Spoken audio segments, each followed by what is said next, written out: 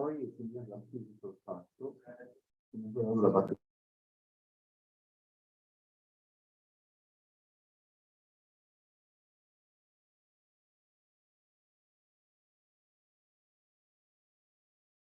विशेष परिस्थितियों में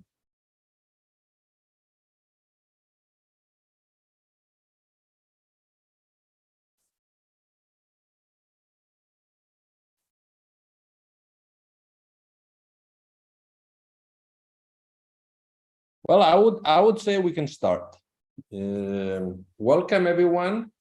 It's good to see some old friends, some new friends from, actually I see a lot of people from outside of Italy.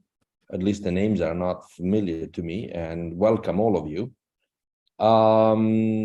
We organized this seminar because I would say about a month ago, I saw an article on several articles on the best and the most read Italian newspapers talking about these tests at UCSD, and I knew of a test. I've been there. Professor Kamada has been there visiting in the past couple of years, so we knew of a test. So I asked actually Professor Fra Giacomo, which some of you may know, if he wanted to give a talk, and he says I would ask Professor Conte and Professor Schilling-Pei to do it.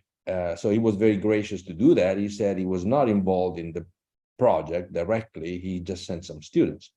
So I contacted Joel and Schilling, and here we are. So for those of you who don't know me, I am Professor Enrico Spaccone of University of Chieti Pescara in Italy, and the co-host is Professor Guido Camata of University of Chieti Pescara, and as their software, I don't know if Professor Braga of Ingegneria Sismica, Anidis, is here. Anidis is the Italian Association for Earthquake Engineering, and they are also co-sponsors. I invited him, but he did not respond. And since I'm on the board, I guess I can do the honors here. So what's the schedule like? We'll have two talks. First, Professor Conte, and then around 4 o'clock now next, and then probably 40-45 minutes, a few questions if there are any, and then at around 4:45 or 5 o'clock we'll have Professor Schilling-Pei. So let me start with Professor Joel Conte. It's pretty easy for me to introduce Professor Conte. Why? Well, because, excuse me, I've known Professor Conte for 34 years, probably as of today or yesterday. We met in July 1989 in Berkeley. I was starting my graduate studies. He was finishing his graduate studies because he's notoriously smarter than me. And well, we've been friends ever since. That's the long story short. Professor Conte graduated with a PhD from University of Berkeley, California at Berkeley in 1990. He moved to Rice University as assistant and then associate professor with tenure. Then I don't know if he moved to UCLA as full, that's just a detail. He went to UCLA for a very short period of time, and now he's been at UCSD, in a beautiful place, for quite a few years. Professor Conte graduated from Berkeley under the supervision of Professor Steve Mahin and Carl Pister. Why am I saying that? Because Joel Conte has a signature of some of the students of these two professors, meaning he has a very, very broad range of interests, which is not very common in North America. I guess that's his professor's signature, it's his background. From Switzerland, Professor Conte was born near Lausanne.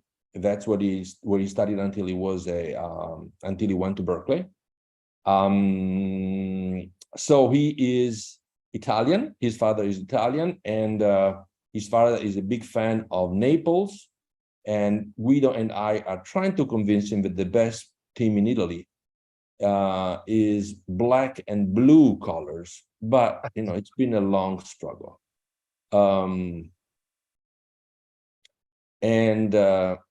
So he's Swiss because that's where he was born, and now he's a US citizen, obviously, having lived there for so many years. So as I said, Professor Main students have this trend. They do lots of things. So Professor Conte started, basically his bread and butter stuff is random vibrations and reliability. Probabilistic methods, applied probabilistic method to structural engineering. But I don't know how many of you know that he's developed some very interesting nonlinear, geometrically nonlinear finite elements for steel when he was at Rice. And he can deal with steel, reinforced concrete, you name it.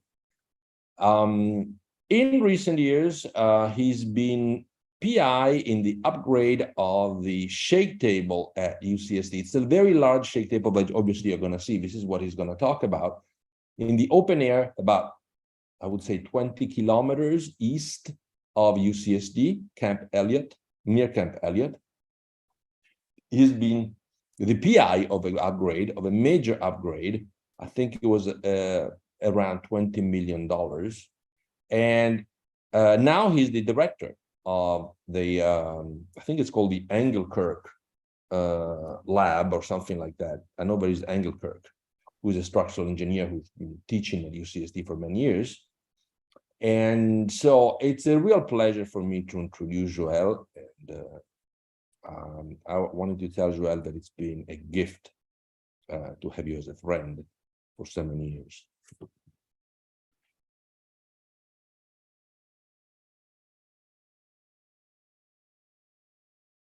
Yeah, thank you very much, Enrico, for your very generous introduction. It's always a great pleasure for me to be in Italy. I wish I could be in Italy right now, but it's nice to see you all. And I would like to thank the University of Chieti Pescara with Professor Spaccone and Anidis with Professor Braga for organizing this event and for inviting me to give this presentation. So let me see here. Okay. Does it work? Can you see the screen? Yes. Great. Okay. Great. So basically, the sequence of the two presentations, the most interesting one would be, by Professor Shailing Pei with the impressive test on the 10-story building. But so this first presentation here is to talk more about the machine, the shake table facility at UC San Diego, and give you a perspective, from the beginning of this facility to where it is now. Let's see here.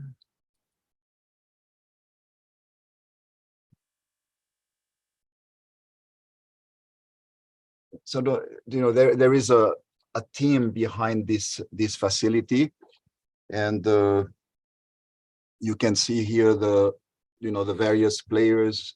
Some of my colleagues on the top row, and we have research and development engineers, 2 PhD students, technicians, and some other faculty members who are part of capacity building partners. And the one highlighted so this is the team behind the operation and the maintenance of the facility. And then the one highlighted in yellow are the one who were part of the upgrade of the facility that I will talk about.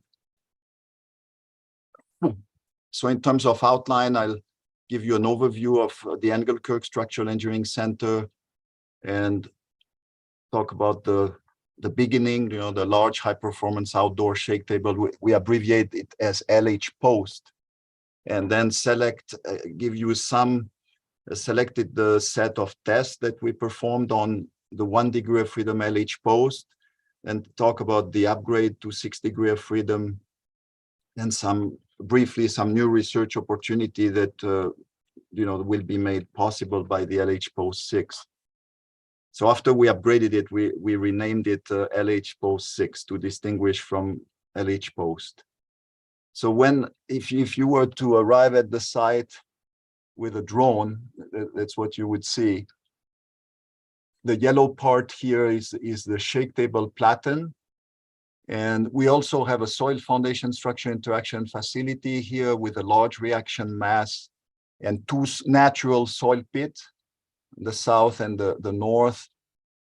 We have the hydraulic power building. We also have a blast or an impact facility that is making use of the hydraulic, the same hydraulic powers for the shake table.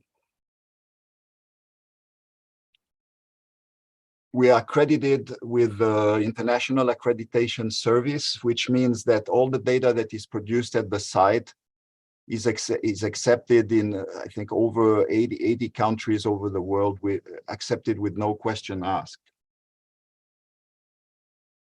So now let's focus on the shake table. So this kind of gives you an overview of, the history here. So the design and construction of this facility took place between 2001 and 2004. And then we were funded by NSF through a program called NEES that I think many of you are probably familiar with, Network for Earthquake Engineering Simulation, NEES.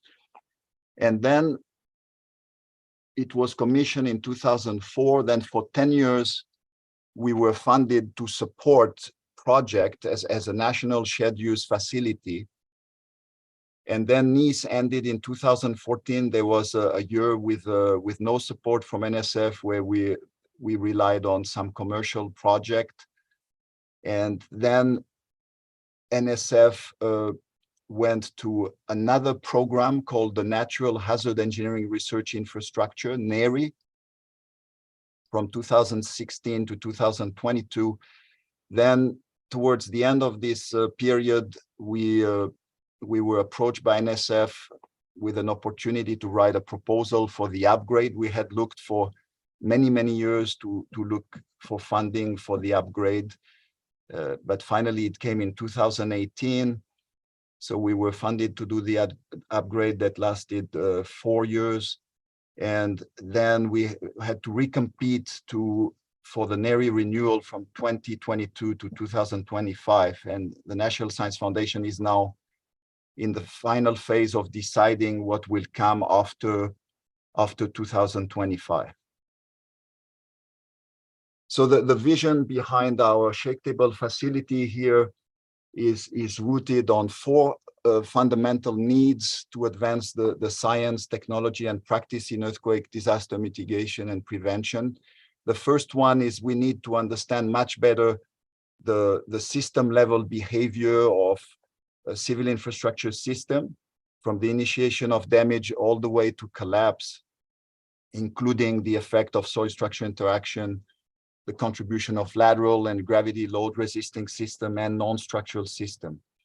And we need a lot of data, high quality data, to guide the development, calibration, and validation of the computational model that will allow our profession to progressively shift away from the current heavy reliance on physical testing.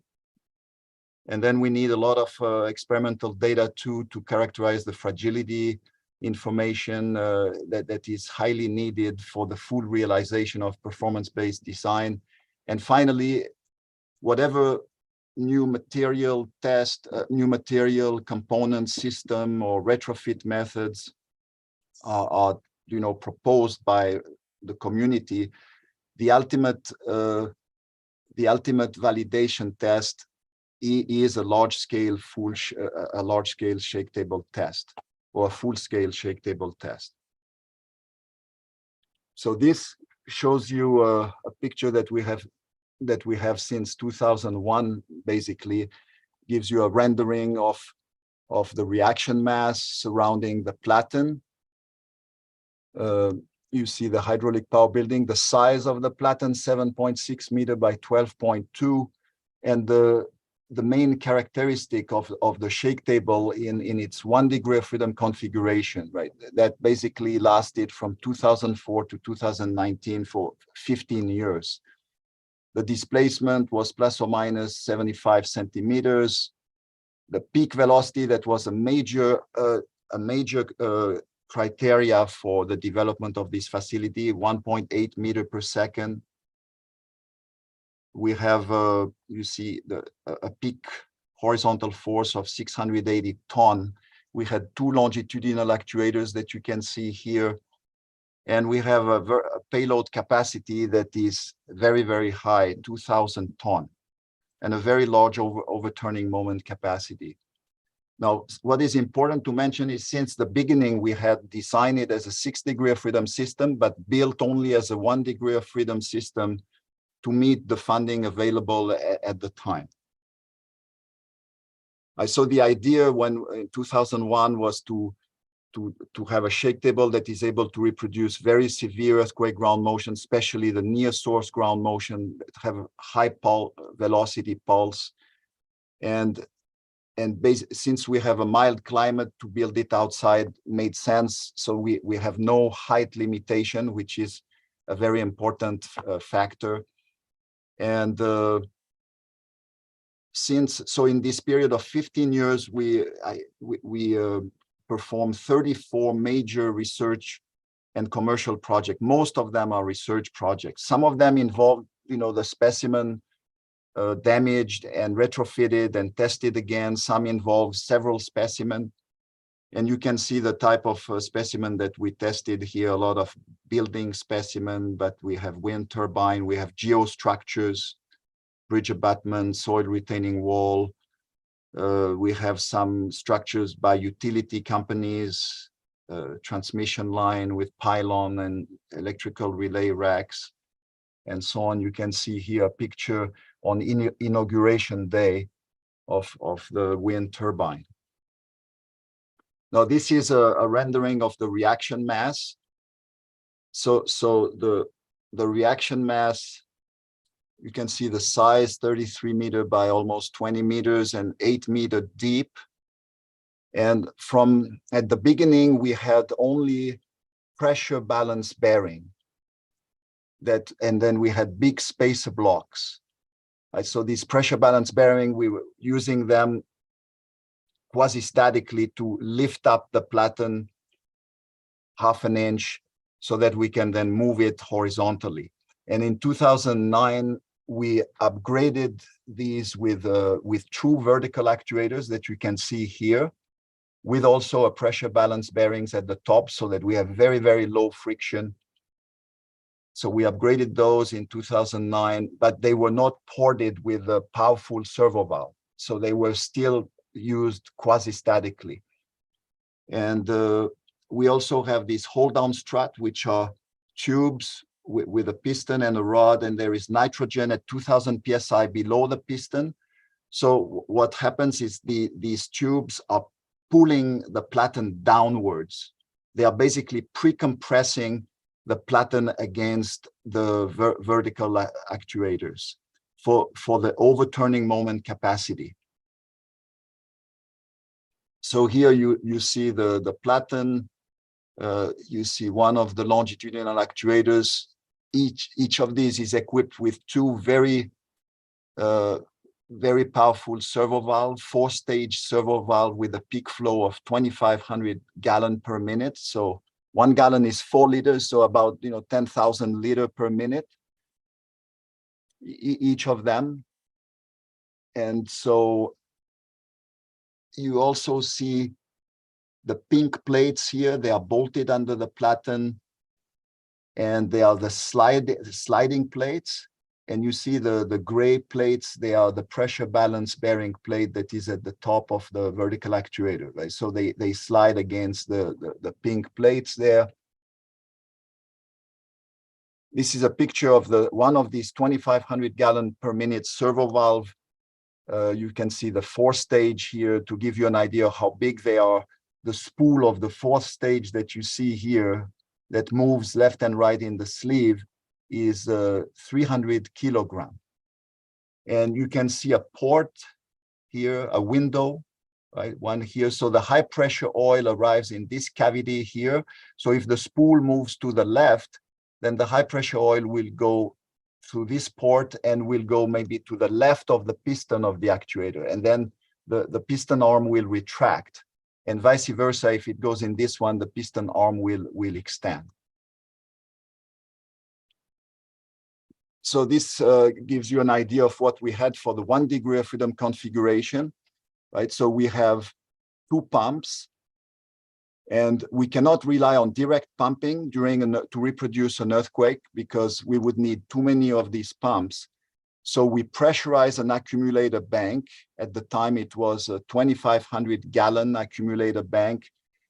These bottles are filled with nitrogen at 3,000 PSI. They have a piston at the bottom. And then one of the pump is used to push some oil under the piston until it occupies about 20–25% the height of each bottle. And then it reaches a pressure of about 5,000 PSI. And then when we play an earthquake, we blow down that pressurized oil through some blow down valve here, through these red pipes, and then going and feeding, you know, each of the 2 longitudinal actuators. These pipe are very serious pipe, 12-inch diameter pipe with a thickness of over an inch. And the second pump is used to provide the pilot flow, the flow that is needed to move the spool of the various servo valve and so on and so forth. And then once the oil passes through the actuator, the depressurized oil is coming back to the surge tank here, 20 cubic meter surge tank. So again, in the red pipe, the oil is at 3,000 PSI, and when it returns, it's maybe 50 PSI.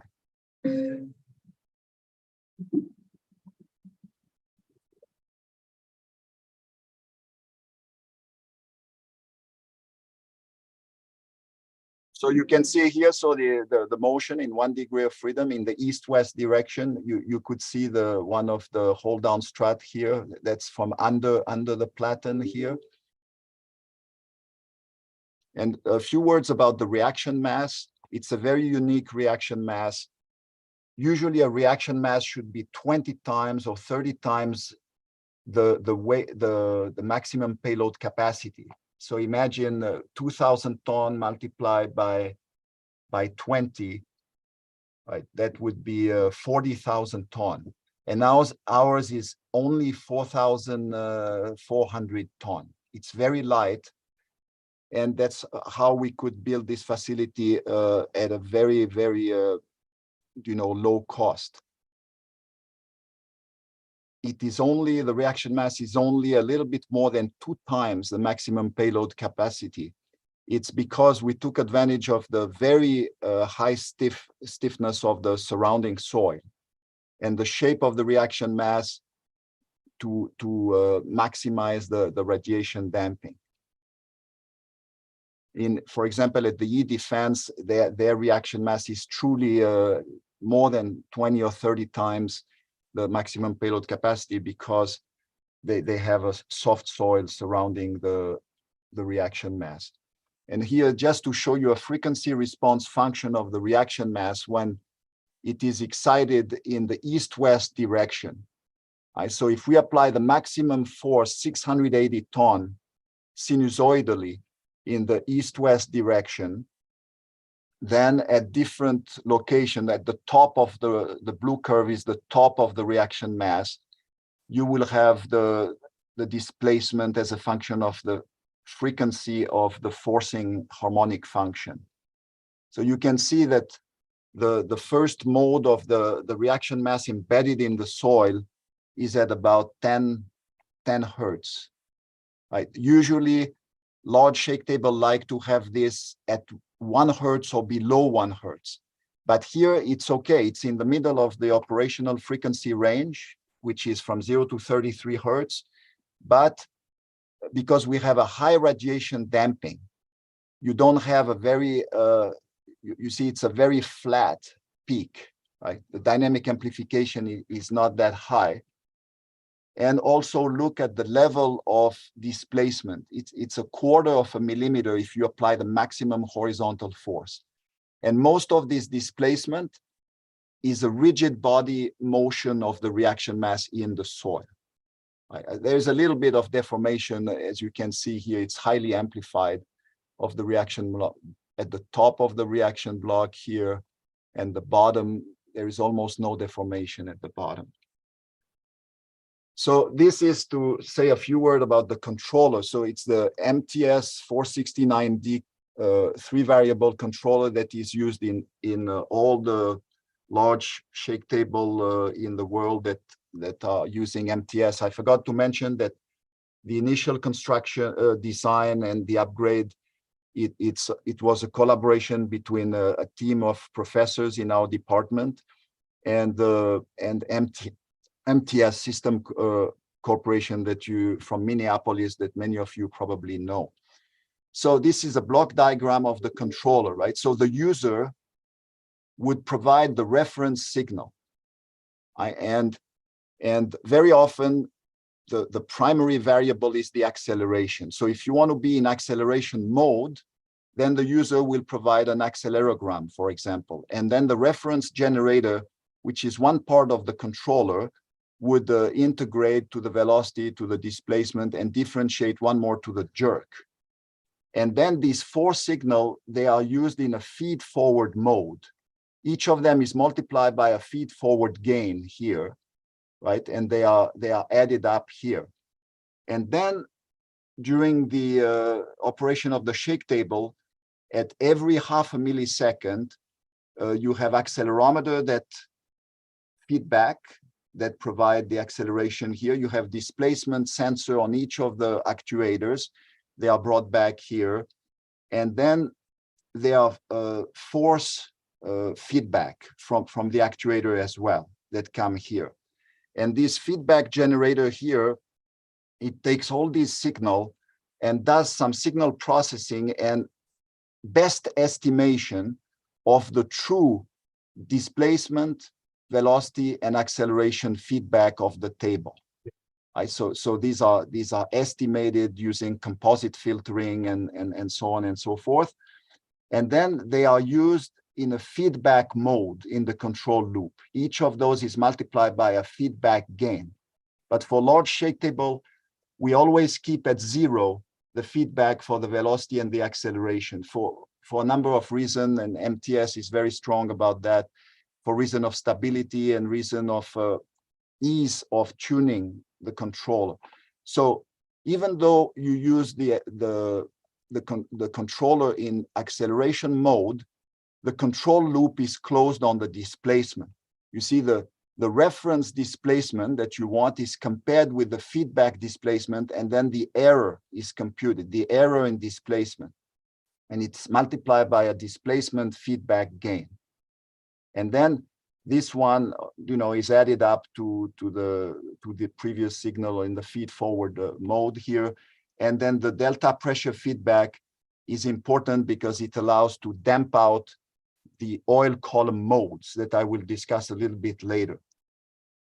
Right, so all these signals add up here, and then it results into the command signal for each of the servo valve of each actuator that is the output here.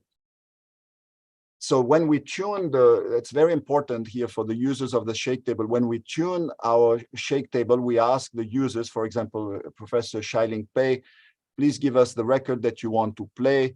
And we tune the table when it is empty. Or like in his case, we had all the foundation because they are rigid mass, right? So we put all the foundation blocks on the platen, and then we start to tune in 3 steps. First, the shake table operator iteratively modify the gain, these gain that I show you, the feed forward gain and the feedback gain, in order to have a transfer function between the commanded signal to the shake table and what comes out on the shake table, which is called the feedback. Sometimes we call the achieved table motion, or the feedback is what. Ideally, you would like a transfer function of 1, but it's a dynamic system. You cannot have that, right? So you're going to have a transfer function, for example, like the black one here.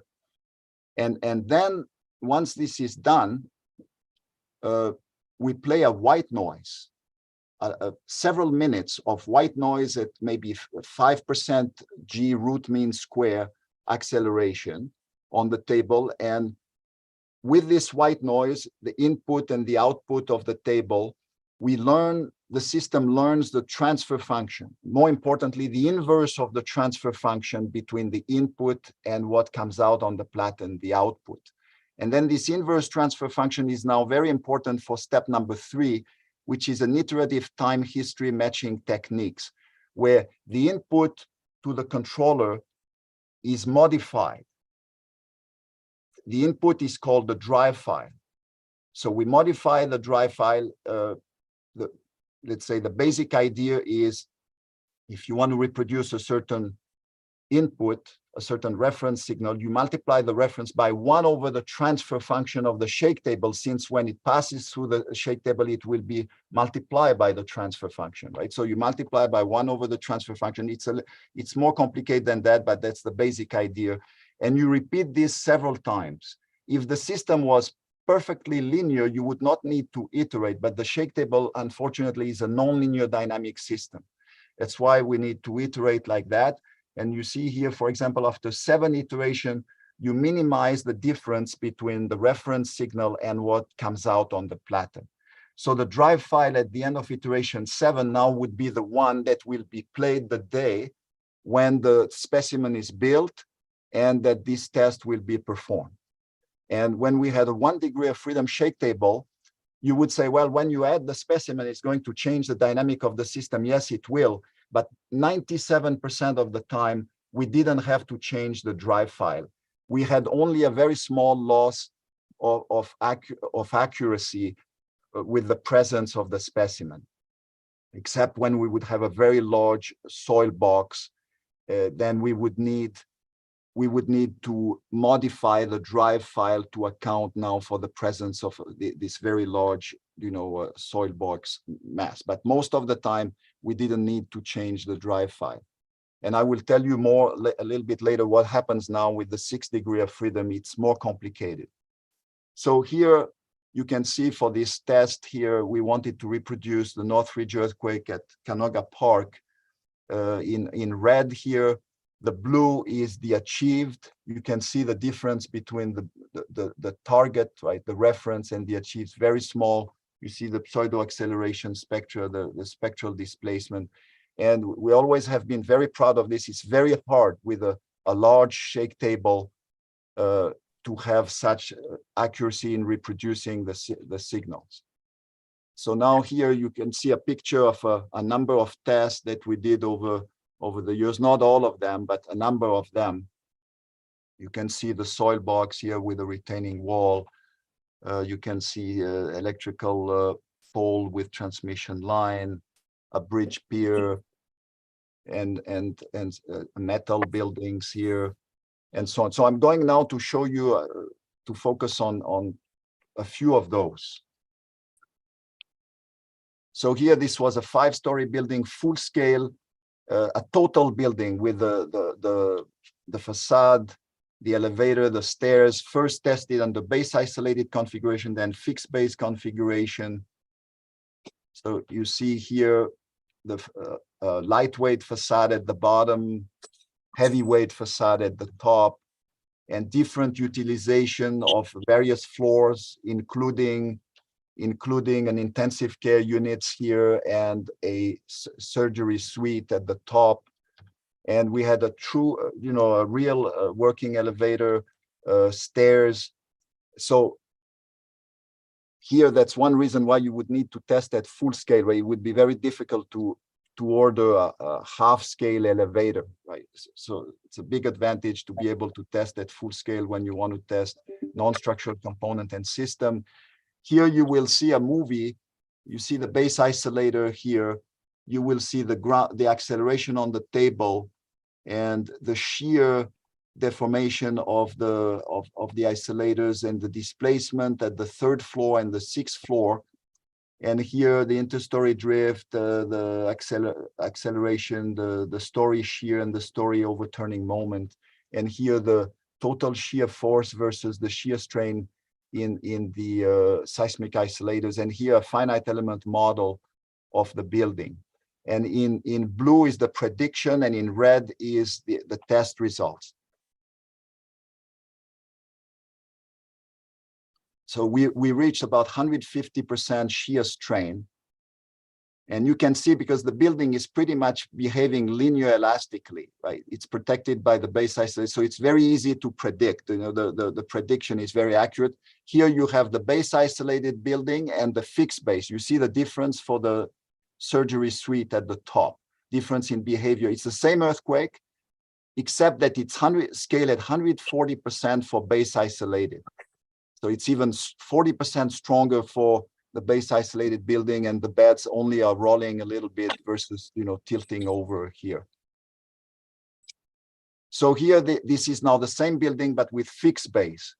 And you will see on the third floor, a punching failure mechanism initiating, you know, in the slab surrounding the column.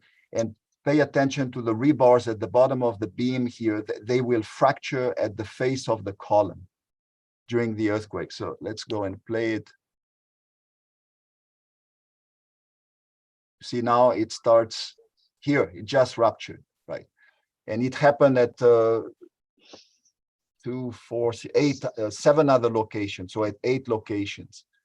And so it's very difficult to, even currently, right, to model and to predict in true blind test, where you don't have a chance to massage your model, knowing the result. In a true blind test situation, to predict accurately and reliably this kind of failure or damage mechanism is still very difficult. So here, this is a bridge pier, full scale, also 4 feet diameter, 24 feet tall. And you will see here the acceleration on the table, the acceleration at the center of mass, and then the moment versus the drift, the moment at the base of the column, and then the shear at the base of the column versus the drift. And here the acceleration is a function of the height, the shear force, and the bending moment. And this is the Takatori, the Kobe earthquake scaled at 120%. This was the test earthquake number 8. We already had played 7 earthquake before. You can see that the plastic hinge region has already been developed before this earthquake started.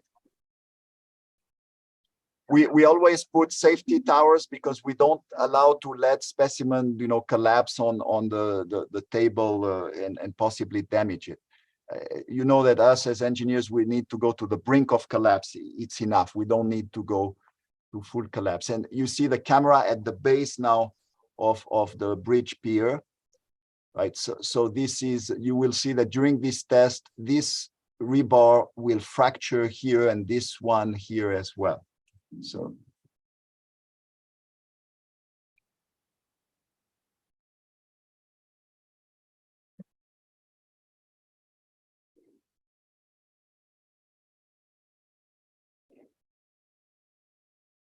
yeah, it just fractured now. You can see like a cannon shot, and here. So now the concrete inside has completely crashed, is exploded. You could not repair that. Now we have 2 large soil boxes, a laminar soil shear box that is uniaxial. So in the future, we'll have to either develop a new one that is multi-axial or upgrade this one. It probably will be cheaper to develop a new one. And then we have a stiff soil confinement box that allows us to investigate phenomena of soil foundation structure interaction and to complement centrifuge test, to validate computational models. We can also investigate soil liquefaction effect, like soil lateral spreading, by putting a bladder inside the box before we put the different soil layers. And you see the dimensions of this box are very, very large boxes. I'm going to show you an application here where a single pile was embedded in multi-layers of soil, of sandy soil. And on a ramp, you see the ramp here, it accentuates the effect of lateral soil spreading due to soil liquefaction. So now we have the movie here. Let's see. So you can see some water, a little water leak here. So the soil was completely saturated. You can see the pile gradually shifting away, some lateral soil spreading phenomena around the pile. And you can see where the largest shear deformation is where you have the most vulnerable soil layer, the most vulnerable to liquefaction. Another application is a retaining wall here. You see 20 feet tall with reinforced earth, with synthetic material to reinforce the earth. And now you see the test here. You see the profile of the deformation of the wall, the front of the wall here. So the profile obtained by the string potentiometer that you see here, and with the accelerometer here. And here the white is the acceleration of the table, and the red the acceleration at the top of the wall. And now let's talk about the upgrade to 6 degrees of freedom. So we were funded on October 1st, 2018. We took 1 year to design the upgrade, and then it took 2.5 years to build the upgrade. We were expecting 1.5 years. It took 2.5. It was in the midst of the COVID. It's not necessarily COVID that slowed it down. It was technically very challenging. So these are the earthquakes that we considered for designing the upgrade: the Tabas earthquake, the Chichi, Taiwan, Kobe, Northridge, and Nepal, and as well as this earthquake that is an artificial earthquake used for seismic qualification testing. And it gives here the peak flow rate that is required to reproduce this earthquake. You can see the most demanding for the peak flow is this artificial earthquake with 106 cubic meter per minute. And then the total flow that has to go through the system to reproduce the earthquake, the maximum here was for the Nepal earthquake of 2,200. So this dictated basically a completely new hydraulic power system. We had to multiply the accumulator bank by 4, going from 2,500 to 10,000 gallons, 40,000 liters. And we had to buy 2 new pumps. So we have 3 pumps now to pressurize the accumulator bank and 1 to provide the pilot flow. We could keep the same surge tank. We had to redo all the hydraulic piping. We now have 2 lines at 3,000 PSI. We have 6 blowdown valves. We used to have 2. And then the blue line are bringing it back. So we have a complete loop inside the reaction mass because we need to feed all the horizontal and the vertical actuators, right? And the peak flow velocity is 40 feet per second. It's very high. You see here a picture of the accumulator bank, 75 bottles. Each of them is monitored for the pressure of the nitrogen. You can see here 3D rendering with the V-shape actuators. When the table is idle, it rests on this pedestal here, 4 of them in brown color. Then we equipped each of the vertical actuator with a gigantic servo valve of 5,000 gallons per minute. And you can see this gigantic servo valve here. Right, so each vertical actuator has a servo valve of 5,000 gallons per minute. Each of the horizontal has 2 servo valves of 2,500 gallons per minute, which is the same, right? 5,000 gallons per minute. And we added 1 hold down strut in the middle for the overturning moment capacity, both around the longitudinal axis of the platen and the transversal axis of the platen.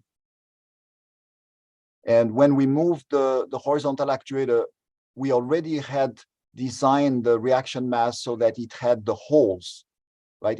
All we had to do is dig the ground to introduce the new post-tensioning rod.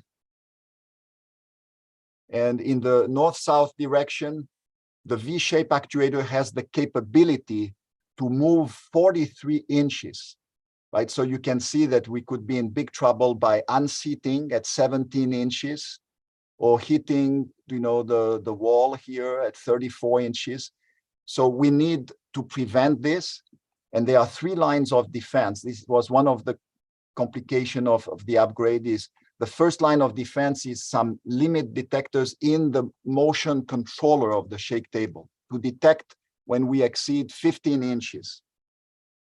And then the second one, we have a second control loop that each actuator has 2 LVDTs. One is for the motion control of the table, and one is for that second control loop to detect an overrun. And then if both are missed, then we need to absorb the crash with crash protection devices that I show you on the next page, right? So 3 lines of defense. You can see the crash protection devices here. You can see their design. You have 42 steel rods. We wanted to absorb the kinetic energy to stop a payload of 1,000 tons moving at 1 meter per second, to stop it with a displacement of 2 inches. So 2 inches. So since we have 17 here, minus 2 is 15. So we allow the motion in the north-south direction plus or minus 15 inches. And now let's talk a little bit about the oil column modes. So if you take the platen as a rigid box, and each of the actuator has an oil column that acts as a spring. So we have 4 horizontal springs, 6 vertical springs. So you can do an eigenanalysis, right, of with 6 degrees of freedom. You could find 6 natural modes of vibration of that rigid box on springs. And if you do it analytically, you would predict these oil column frequencies. And when we, during the acceptance test, we identified it experimentally, you see it's pretty close, right? And you need to use the 60% of the oil, the true oil bulk modulus, because there is entrained air in the oil and there are other sources of compliances. So by experience, we know that we need to use about 60% here. So these oil column frequencies, right, oil column modes, if you do nothing about it, they would appear when you reproduce an earthquake. They would contaminate what comes out on the table. They need to be damped out by the delta pressure feedback gain that we talked earlier. It's called a numerical damping. It damps out very nicely these oil column modes. And now, one more time, the controller for the 6 degree of freedom is very simple. It's exactly the same one for each degree of freedom, not only the 3 translation, but each of the 3 rotation, exactly the same one. But now when we learn the transfer function of the system, it's not now a scalar transfer function. It's a matrix transfer function, 6 by 6, that captures the cross coupling between the degrees of freedom and so on, right? So that's what is used. This matrix transfer function is used in the iterative time history matching techniques that consist of modifying several times, the true reference that you want to play. You modify it several times into drive files until you have the drive file that gives you the best outcome, on the table. So the performance, you can see now the axis, right? X is longitudinal, Y is transversal, Z is vertical. So now these are the performance characteristics of the LH-POS6. We have now in the longitudinal direction, plus or minus 89 centimeters. It's counterintuitive. You don't multiply by the cosine of the angle of the actuator, but you divide by the cosine. So it helps to have them at an angle.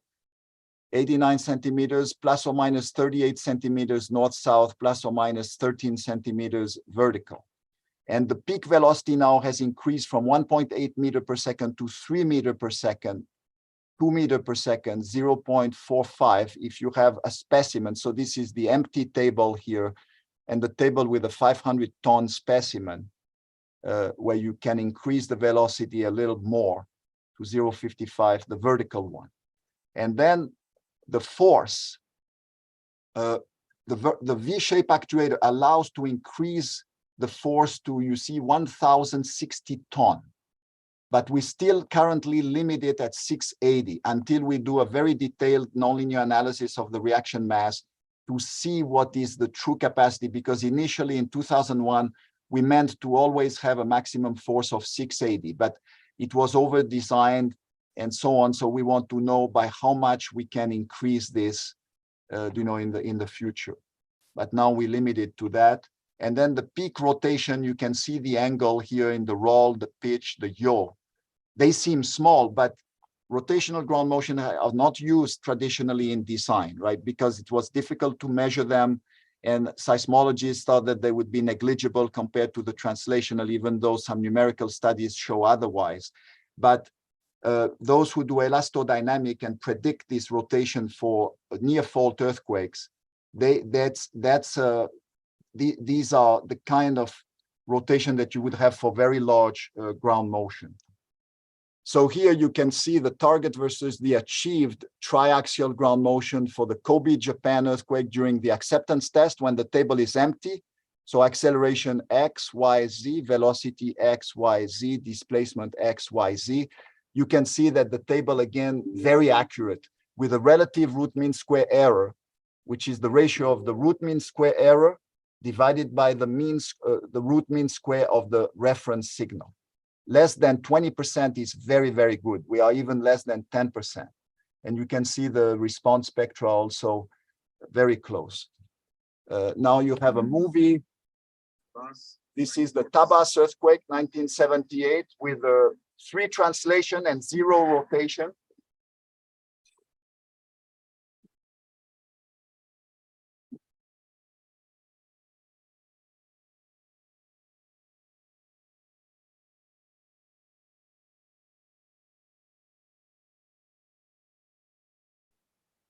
You see the crash protection devices here, right? And now I'm going to show you another one, a synthetic earthquake ground motion with 6 components, so 3 translation and 3 rotation, where the rotation did not exceed 1 degree. But you will see already 1 degree is pretty large.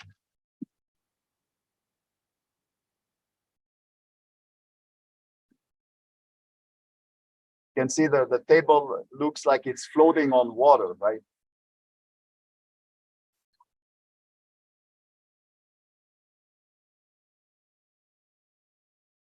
Okay, and then this was the first demonstration test. We have a reconfigurable 3-story steel building where we can change, put different seismic protection systems around it, and it has a shear fuses to mimic some plastic hinges and so on.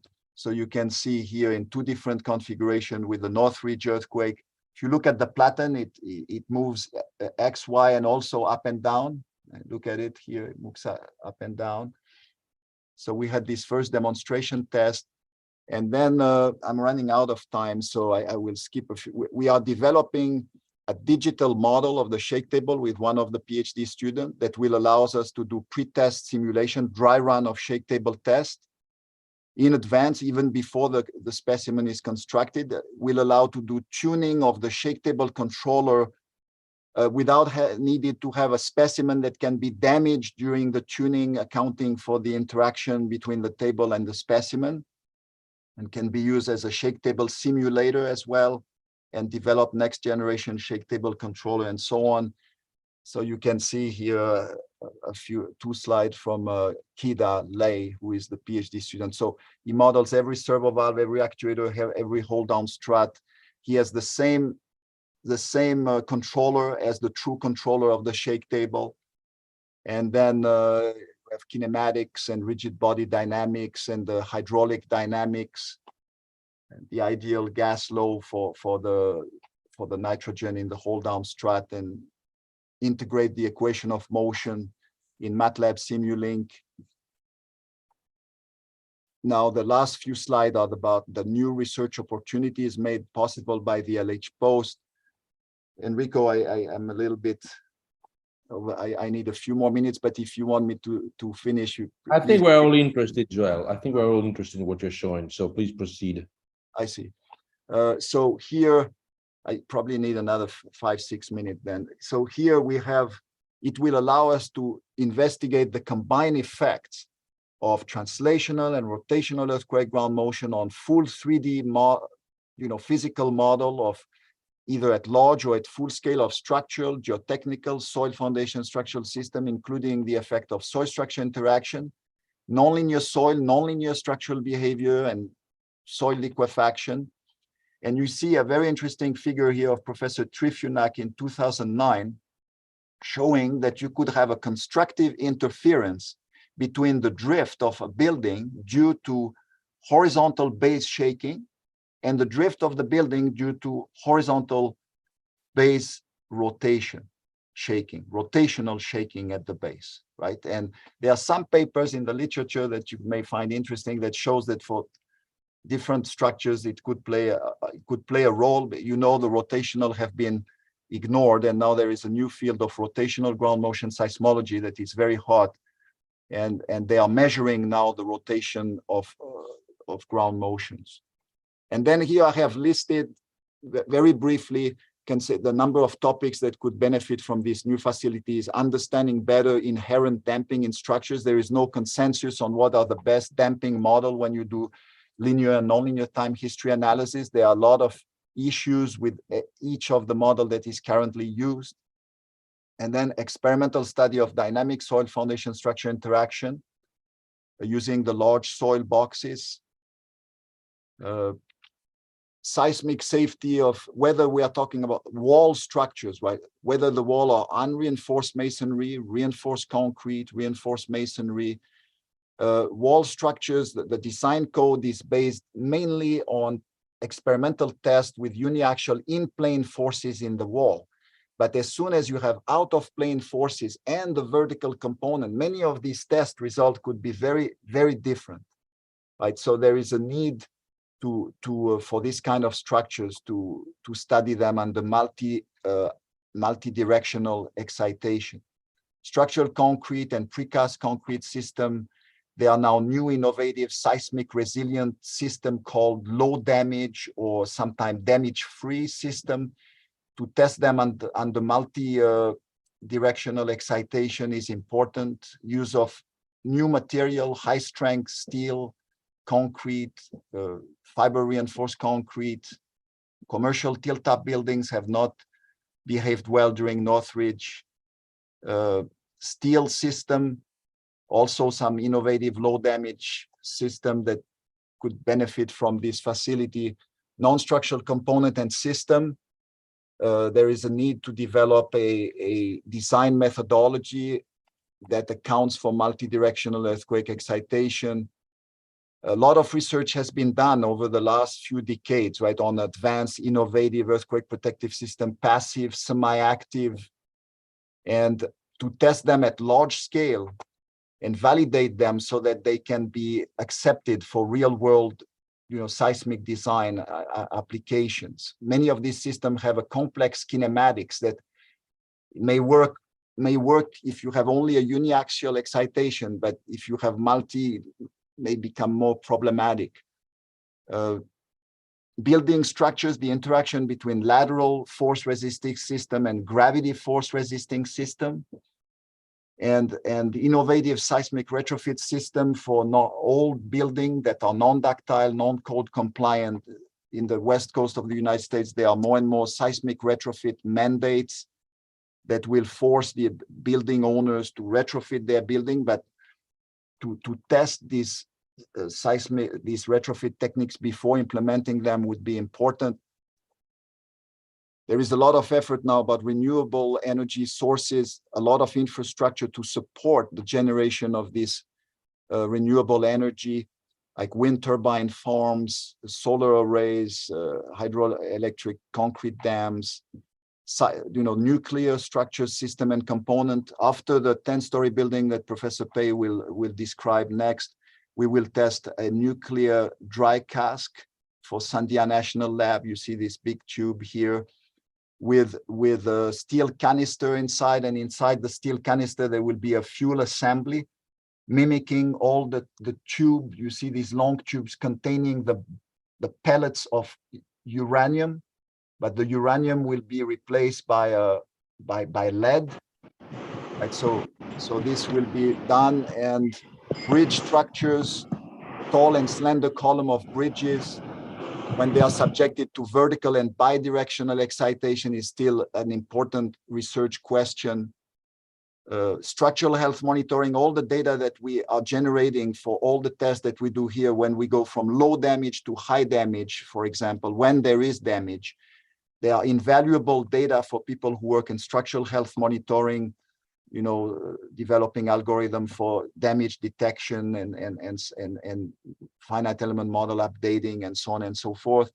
And finally, for the full realization of performance-based and resilience-based design, in two ways that these shake table test data are invaluable for the development of fragility function and for guiding the development, calibration, and validation of high fidelity simulation model that are really needed to do some high quality, high level performance based design.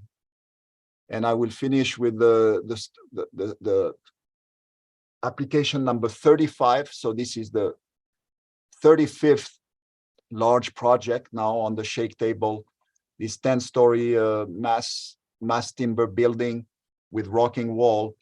And it is not as easy as before when we put a large specimen on a 6-degree freedom shake table and we have tuned it under bare table condition. We need now, when the specimen is built, to place some low amplitude white noise in each of the direction to learn the transfer function of the system consisting of the building and the table. And we use this new transfer function to go and modify the drive file that we had obtained with bare table before we play them on the building. And you can see here, we are not as accurate as before. The relative root mean square error in this case here, which is the design basis earthquake Northridge, you can see that we are now in the 35%, 27%, and 40%. You look at the second number, the most important one, the second one. So 44% for the vertical. There is room for improving this, the match here in terms of tuning better, developing better algorithm for tuning the table, and also improving the controller. So when we work with MTS, we give them all this information, we discuss with their control expert, and this is a unique collaboration that will allow to improve this further. And this concludes my presentation. Sorry for going over time. And here there is a few papers that some of you may be interested in, if you're interested in the technical aspect of this facility. Thank you very much for your patience. Thank you, Joel. This was very, very interesting. Very, very interesting. Thank you. I don't know if we have any questions from the audience, maybe some short ones. Otherwise, you are always welcome to send them to Professor. You can send them directly to Professor Conte by email. I think Guido wanted to ask something. Actually, I forgot to introduce Professor Kamata earlier on. Guido, you said you wanted to ask a question? But not now, actually, so okay. No. I have a question, Joel, just a short one. I know that you had some problems with doing the construction of a table at the early stages when with the oil, I believe, if I remember correctly. You mean for the upgrade or for the? Yes, for the upgrade. Yeah, we had a number of issues. For example, if you pressurize the accumulator bank, you have about, remember, 10,000 gallons, so 25% of pressurized oil, maybe 2,500 gallons. You pressurize the accumulator bank, and suddenly you change your mind. You don't want to do the test, or for a reason you need to abort the test. So this huge amount of energy has to be discharged into the surge tank. And MTS, they had designed some pipes that were very strong pipe, but mainly with multi-layers of rubbers and steel fibers and so on. And after doing a couple of discharge, they would be full of holes. So oil was basically coming out of these wires, and they had to, for example, redo that part twice until they they put a segment of the pipe out of steel to kill the energy, you know, coming from the accumulator bank to the pipe. It's a huge amount of energy. We did a calculation once. If you take the energy to play a large shake table test and you divide by the duration of the earthquake, 30 seconds or 40 seconds, you get an average power of 9 megawatt. 9 megawatt, that is the peak energy consumption of a city of a few thousand homes.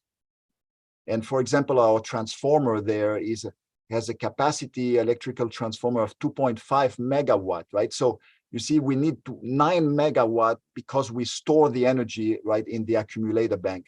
If we needed direct pumping, we would need a gigantic transformer there that I'm not sure the city of San Diego would be able to give us.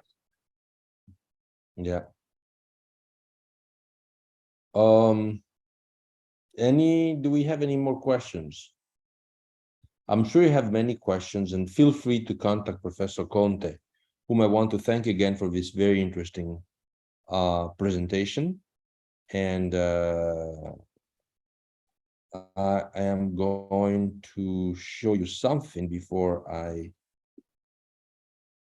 you can see, I guess, this picture.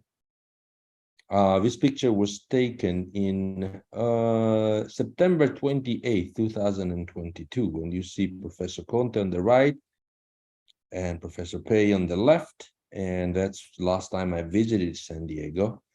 And you guys were, I believe, at the 5th floor or 6th floor of your of your building. Yeah, I don't know. I look much younger than back then.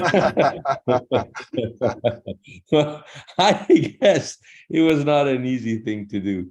Well, while I leave this picture, well, you can see also some. No, me is not interesting, but that's me. But that's not what you Here want we to go. see. This is much more. This is much. Okay. These are some of the details that I'm sure you're going to show, but I wanted to show that you guys something else. I wanted to see you the view. Oh, no problem. Feel free. Yeah. This is the view from Professor Conte's office. Okay.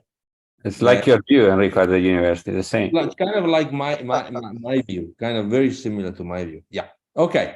So enough of that. So let me tell you a few things about our new friend, Professor Shilin Pei.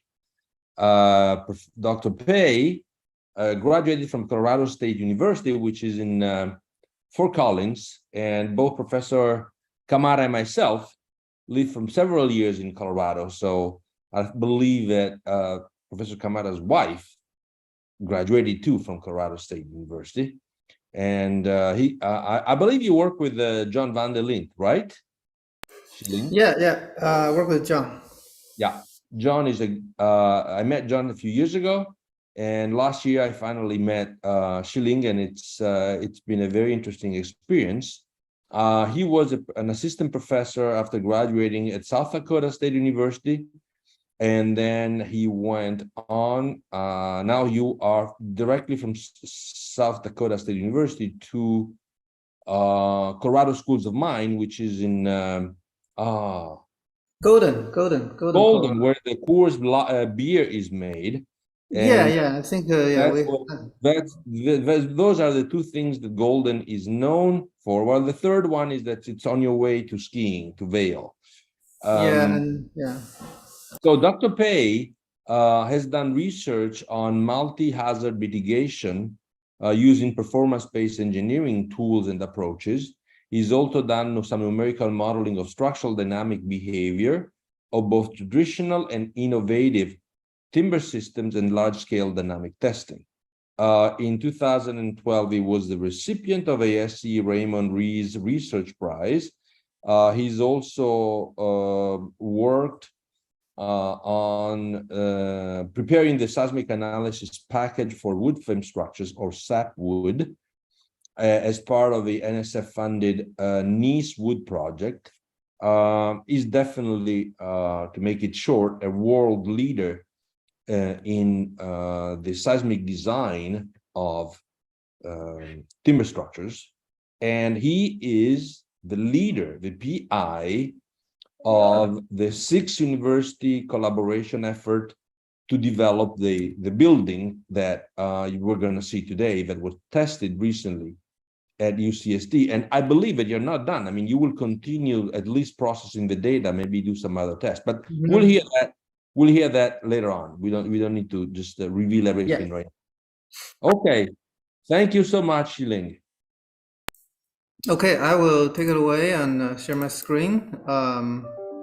So yeah, you might notice the title is a little bit different because I was thinking, do I really? Yeah, we just finished most of the testing in May, so we're still, like you said, like Iranko said, we're still digging through data. So I'd rather call it preliminary observations. The good news is that I'm not gonna present any equation. The good news is I'm not gonna present any equation. I'm gonna show a lot of videos. The bad news is that we don't have actual like data all sorted out yet. I do expect we have that in Milan next year when we're at WCEE. So the presentation today is to give you kind of a high-level summary of what this project is about, how we did it, what we observed, and what are the main conclusions. And yeah, a lot of people involved in this project, as you can see. So a little bit about myself. I actually been, I like to say I'm a multi-hazard, but everybody knows I'm a wood guy. So I've been doing wood seismic research and some wood tornado and wind research since 2004. That's when I started my PhD under Professor John Vanderland. Most of you know at the CSU. Then we did the Nicewood project, which is at E-Defense. That was more than 10 years ago. How time flies. Then after that, I was involved in NL, but I have been leading also with the raise of mass timber, some full-scale mass timber test, which I'm going to talk about today, including a 2-story test while when the shake table is still in 1 degree freedom configuration back in 2017, and then today now 10-story. I asked if everybody knows mass timber. Apparently not everybody, so I'll give you a little bit of an introduction.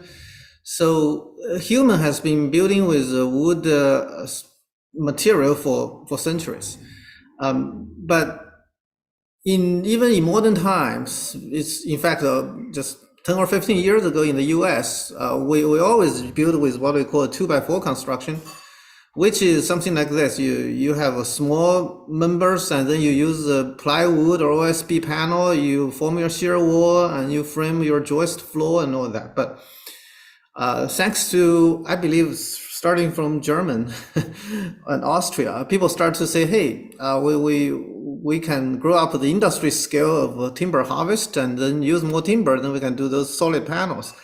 What this CLT, we call it cross-laminated timber.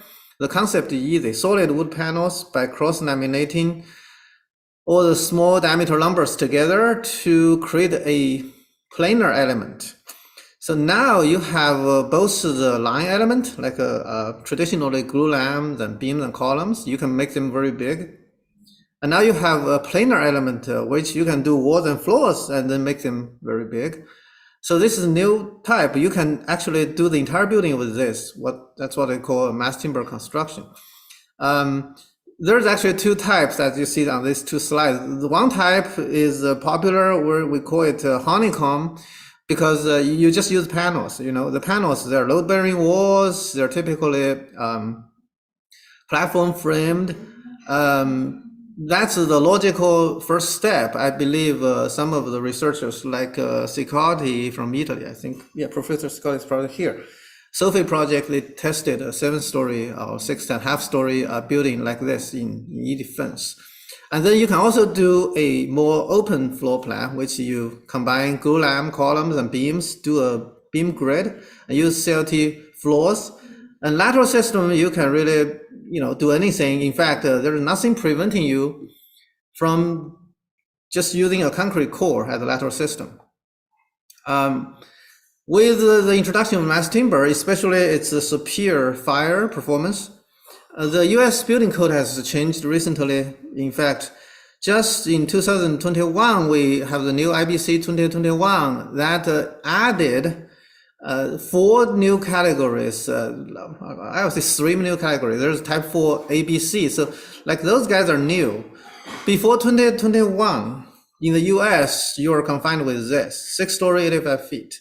But now you can do 9, 12, this is 20, but I think it's more like 18. The catch is that if you're doing like 9 and 12, you can actually expose a lot of your wood. You don't have used drywall to cover them up. On this tall one, you do have to fully protect it with non-combustible material.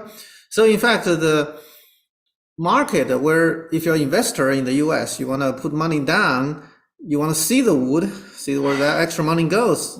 I think this is a good, very nice balance between the height, density, and also aesthetics. So that is part of the reason where we see a lot of building coming up, and most of them around 10-story, some really going up to, for example, in Milwaukee, they did a 27-story. That is 19-story of wood on top of 8-story of concrete. That is currently, I think, the world record holder, but probably not for long. This is a map of the mass timber projects. That's as of early this year. The survey, they updated, the Woodworks updated this every year. The blue corner is the one that's already been built or under construction. The gray one apparently is in planning. And you can see the Pacific Northwest. And then actually east, and then, this is Denver. This is where I came from. So a lot of interest, about, 1,600 of them. But you see those things that are planning on the west coast. So a natural thing to ask is, how about earthquakes? How about earthquakes is actually, there's nothing new, because the building you see on this slide, most of them actually using a traditional concrete core or steel brace frame. The reason being that there hasn't been a mass timber lateral system for tall buildings in the US code. My collaborator, John Vanderlint, he just finished a P695 study to introduce a panelized CLT shear wall into the ASC 7 code, but that has a height limit. So if you're doing a 10-story right now, these are the 2 options in the code you can do, and the only thing that's different is that your building is lighter, so which is good.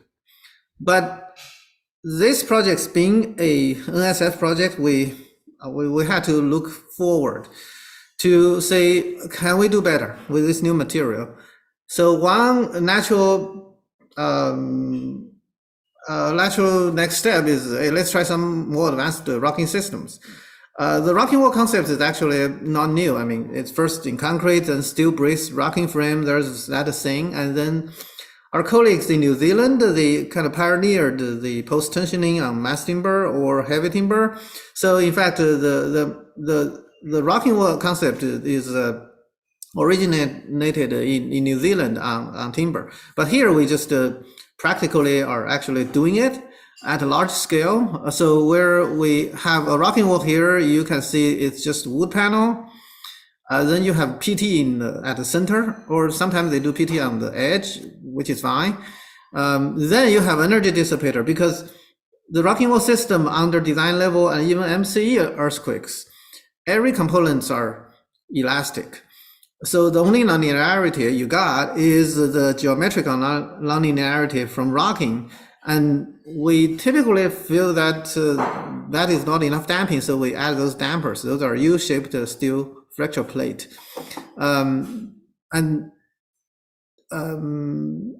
there has been some effort in developing not only how to design this, but how actual engineer can design that without running nonlinear time history analysis. So there are some studies here. If you're interested, you can check that out. We're actually in the process trying to put this into the code, but you know, after we're done with all the testing. So the NHERI Total project is really a project that promise that we will develop a resilient-based seismic design philosophy or method for total buildings. To prove that, we actually say we start with thinking about archetypes. In fact, that's one very nice thing and very challenging thing about this project is that not only we are doing it as a research team, but we also have industry partners like architects, right? Yeah. Structural engineers. We don't like architects, but we work with them anyway to tell us what kind of building type should we look for. So we decided on the open floor plan, and with a rocking wall core almost, but it doesn't have to be a core. Then we start doing some investigative testing, doing it small first, 2-story, and do some biaxial loading test at Lehigh, and then gather that data and do this. So I'm going to talk today mainly about the 2-story and this 10-story. Okay. So this is a 2-story test where we, like I said, we borrowed a lot from New Zealand. We actually did some wall test at Washington State University about a year or two before this. Then we have an opportunity to test this on the shake table. So we tested 2 things. One is the rocking wall itself. Another, people always ask why the diaphragms are so long. Yeah, that's intentional. We try to get some diaphragm action, and then you can see also the CLT configuration on the diaphragm are different. So this one, I'll just show you one video. This is North Ridge. Conoco Park Station, we did it twice in a row to show that it is resilient.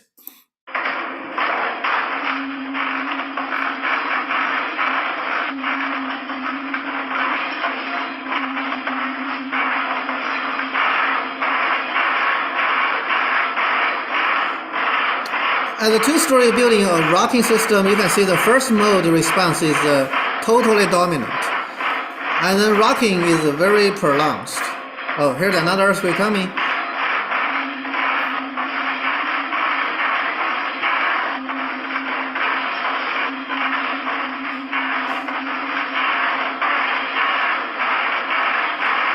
In fact, when we start looking at the data, we see a little bit of higher modes, but we expect we'll see more on a 10-story building. And spoiler alert, we're actually, our assumptions are right. You can actually see it visually.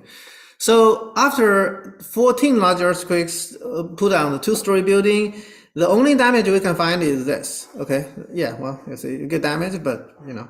So it is a very resilient system. In fact, for 2-story, we actually try to push it further. We went beyond MCE level, try to do some damage. In the end, we were able to yield some of the PT bars, but even with some of the PT bars yielded, there's still plenty that's not yielded, so the building recentered, replumbed itself just fine. And then fast forward, 5 years. now we're doing the 10-story. So the same concept, but now at a different scale, the same sort of design detail, but now we have a very, very tall wall, 10-story, 35 meters, about 110 feet.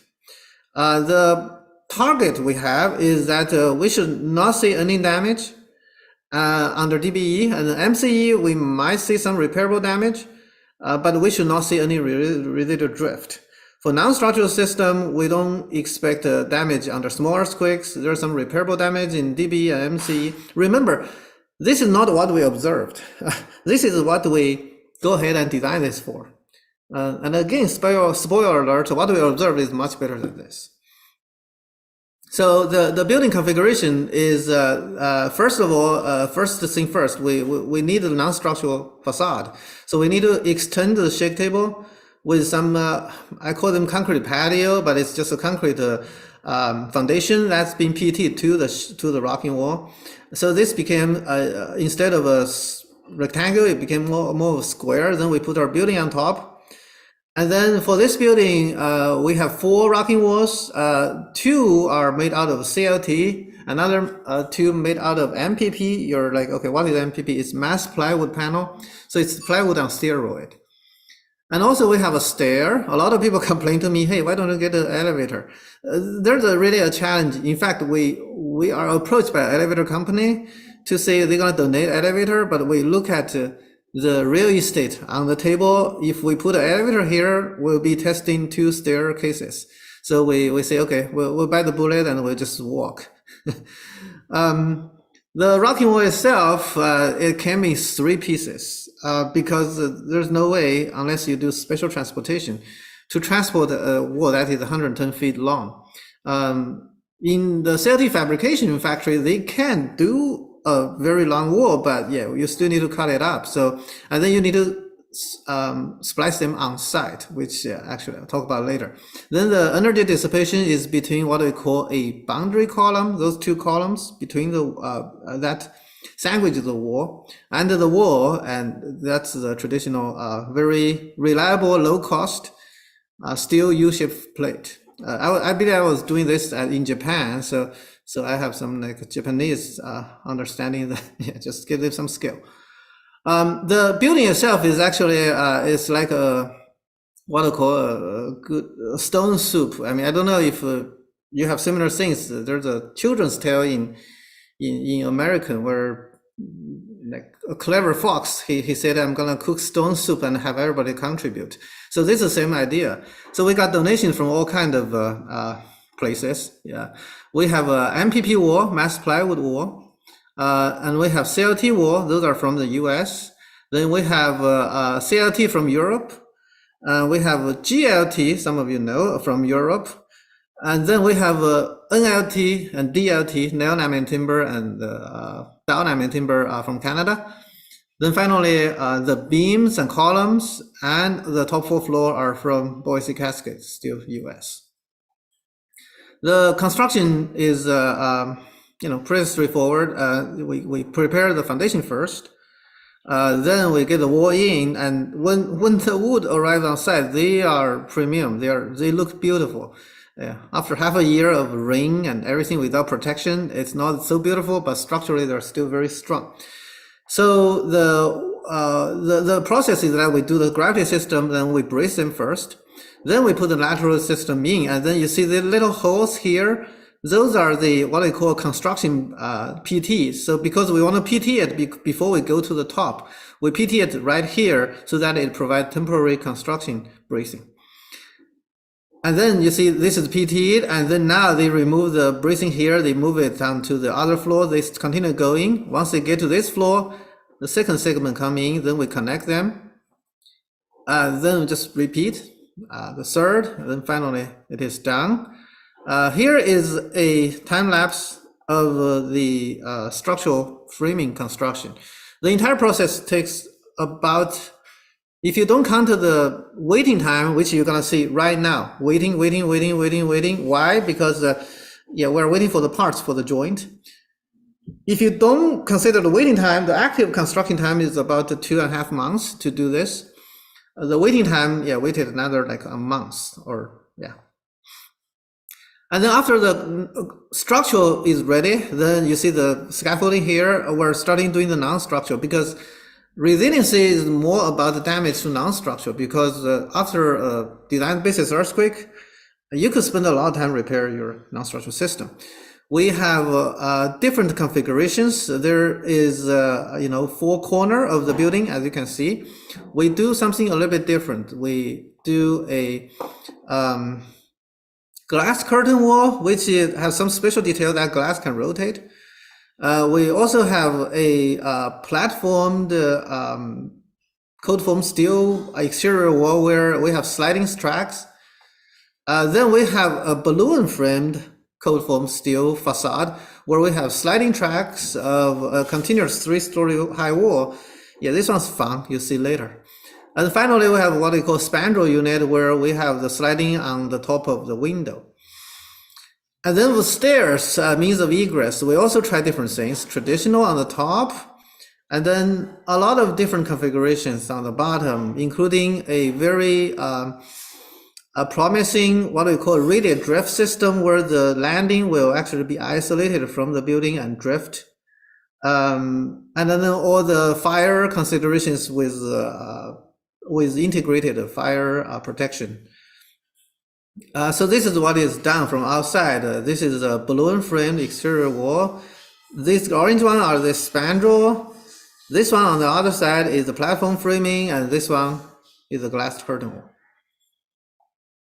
After you build the building, now it's instrumentation. This is I have to comment on the UCSD staff and their dedication to really go extra mile to populate all 700 plus channels. This is probably the most they ever done, and I ever done.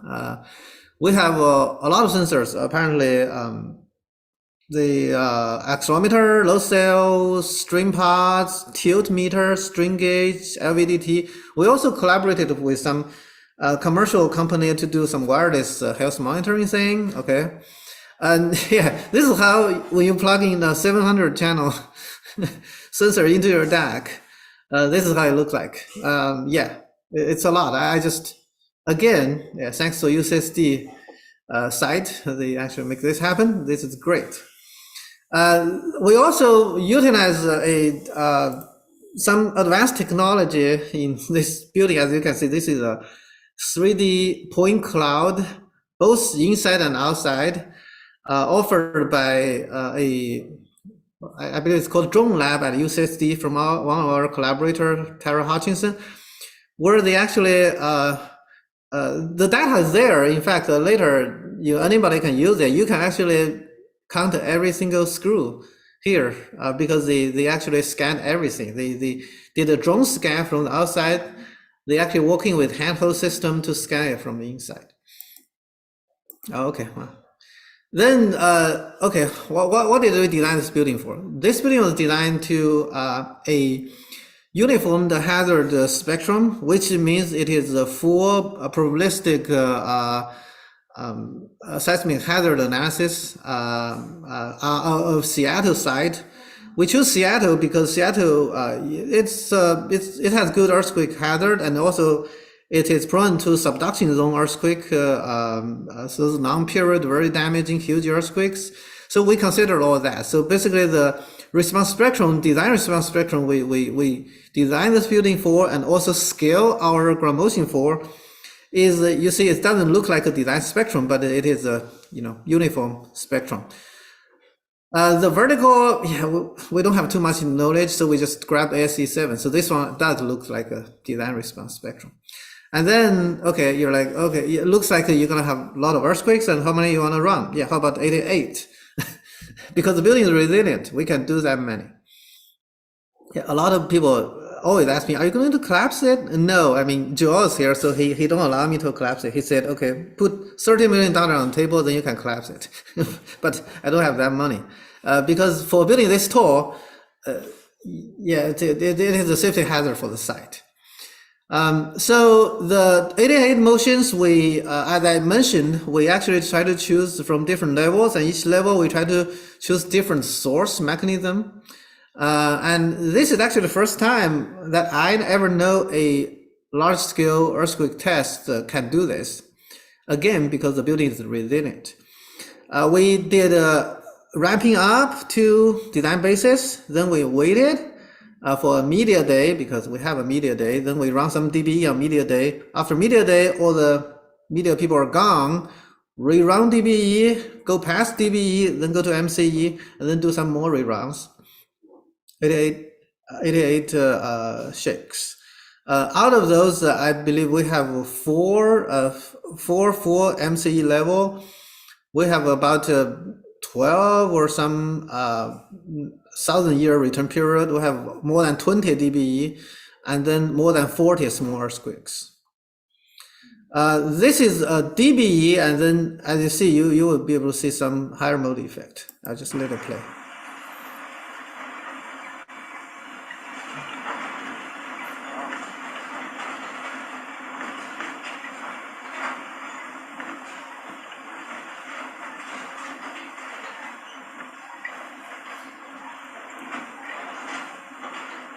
And you can see at the beginning of the shake, you see a little bit of higher modes. Then after the, you may see the earthquake slows down.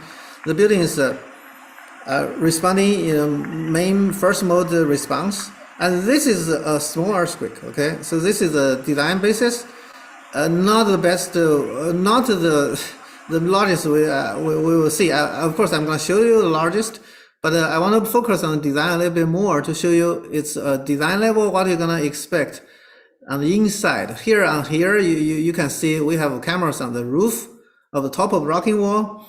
On the bottom, we want to see some uplifting.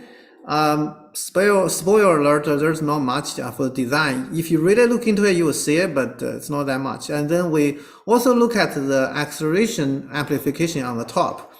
10th floor, we have some furniture. 5th floor has some furniture. This is a shake you see, like exactly what you see on that one. I think we really benefited from the higher mode effect. If you look at the 10th floor, what you experience versus 5, if I don't tell you it's the 10 and 5, you probably wouldn't know.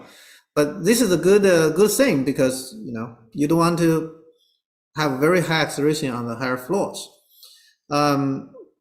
The rocking wall, you can see a little bit rocking, but not much. What I'm going to show you next is when you're going to see a lot of rocking. But this is the design level. This is what you expect.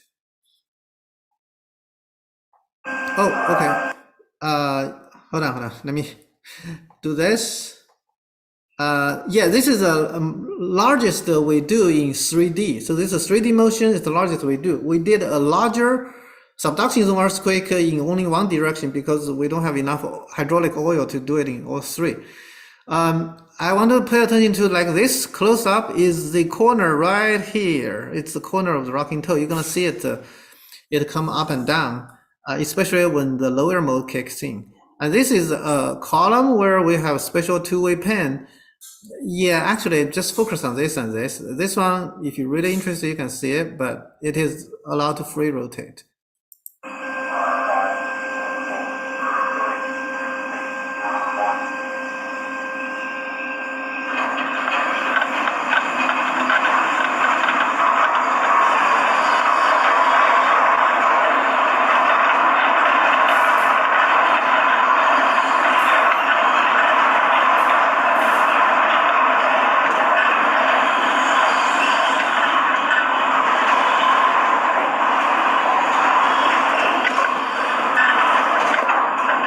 Now here comes the first mode.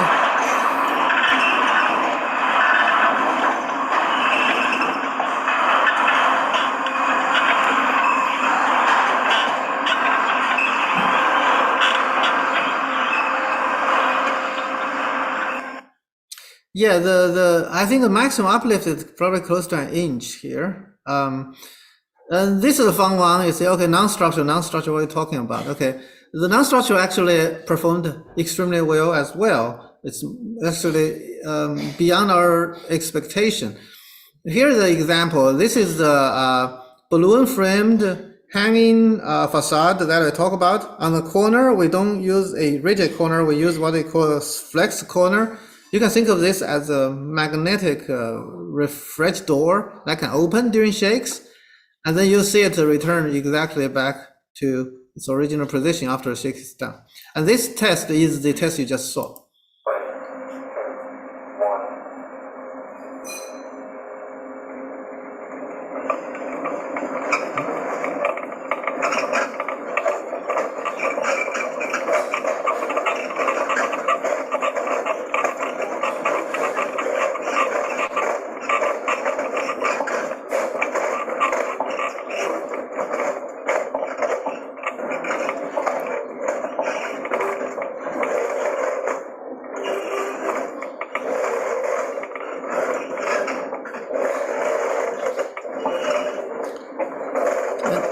You can see when there's higher modes, these things go a little bit crazy, but you got most of the displacement demand during lower modes where those things just sliding back and forth.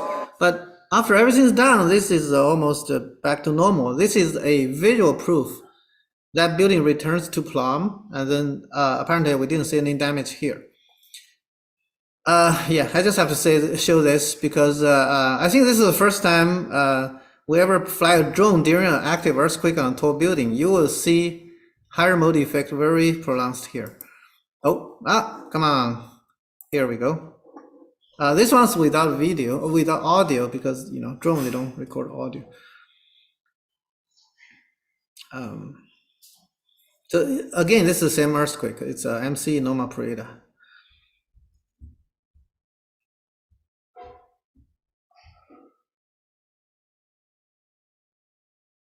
Yiling, may I have asked you something?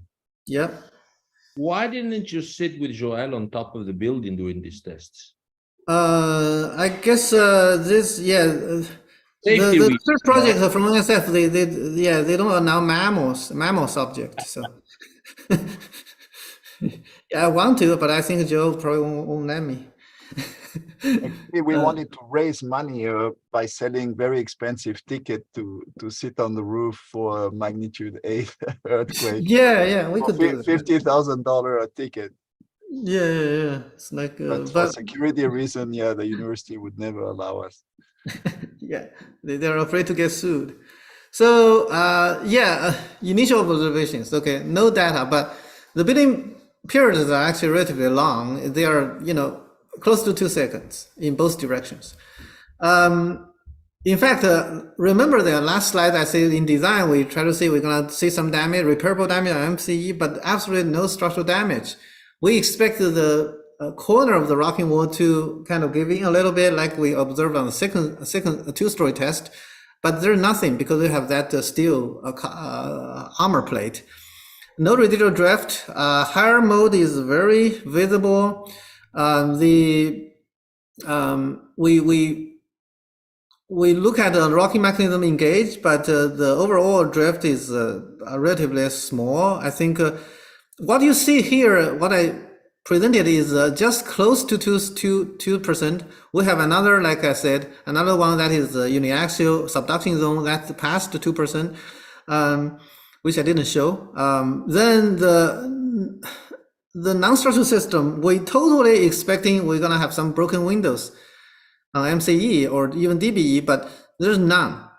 All the windows are intact. In fact, yesterday we have our window contractor coming on site to check everything again. He said, everything looks fine. Then there's a lot of footage and data coming out, and then it'll be made available to everybody after about a year. Next step, we actually just finished another damper payload test. We did another 19 test. Then I'm right now reconfiguring the walls to do a phase 2. The way we reconfigure the walls that we're gonna make it stiffer by moving the PT to the side and increase the size of PT. Hopefully we'll get everything done by mid August. So what I will say is that right now, without even look at the data, we know for sure this is one of way to do a earthquake-proof tall building, which is using mass timber and rocking wall. Another way, as Joel showed, is base isolation. But if you want to get the benefit of aesthetics of mass timber system and also be earthquake-proof, this is one way to do it. Finally, apparently, I'm going to take any questions you have, and then here's my sponsors. A lot of people coming together to make this happen. And also, if you want to get live updates, I have a Twitter right here. In fact, if you go to my Twitter, I didn't talk about personal stuff. It's all about this project. You have all the construction stage footage from everywhere. Okay, that's all. Hironko, I'm ready to take any questions. This is all very, very interesting, Professor Pei. Thank you very, very much to both of you. Do we have? Let me ask you one short question. I missed the strongest earthquake. What's the PGA of the strongest earthquake you used? Oh boy, on top of my head is between 0.7 and 0.8 G. Okay. Okay, we may have a question. Mm-hmm. Let me see in the chat. No, there's nothing in the chat. I do have a question, maybe like. Sure. Can you give us some details about the modeling or the like prediction? How good they were, like numerical modeling? What do you do? How would you model it? There's a lot of people doing modeling on this. There's Simpson Strong Tire collaborator, Steve Pryor, he's doing it in SAP 2000. Then our in-house project modeler is at University of Washington, Jeff Berman and his student Sarah. They're doing it at OpenSeas. Then my student is doing a simplified model in my lab. Then there's other models, and I don't think we have a comparison yet. I just heard from my student that simplified model doesn't work too well. The OpenSeas model, I didn't see the data because I think Jeff and Sarah, they're still working on it. But what we did compare is the natural period. The natural period, I think SAP 2000 can capture it pretty well if you get the material probably right. And the OpenSeas, I think, natural period were like ballpark. The measured one is around 1.8 to 2, were between like 1.6 to 2.2. So, but to answer your question short, we don't have a direct comparison to like drift and acceleration, all that yet. We're in the process of doing that. I am confident that we're gonna present that in Milan. Oh, thank you. Yeah. Great. Someone is asking, you can see the question on the chat. Was there any damage to the UFPs? Oh yeah, no. We actually have we have planned some extra UFPs just in case they fracture.